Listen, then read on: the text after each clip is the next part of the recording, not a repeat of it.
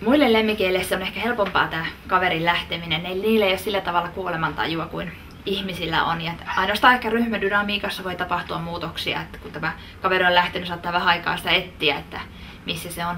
Mutta lapselle suru voi olla tosi iso asia. Se on ehkä ollut koko elämän siinä se lemmikki ja nyt se on poissa.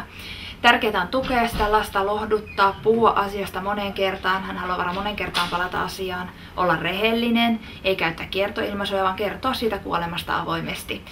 Muistella tätä lemmikkiä ja ajatus siitä lemmikkien taivaasta voi olla tärkeä lapselle, että siellä mitään mitä se oma lemmikki siellä tekee tällä hetkellä, syökö se lempiherkkujaan tai mitä leikkejä se siellä tekee ja on taas jälleen nuori ja iloinen.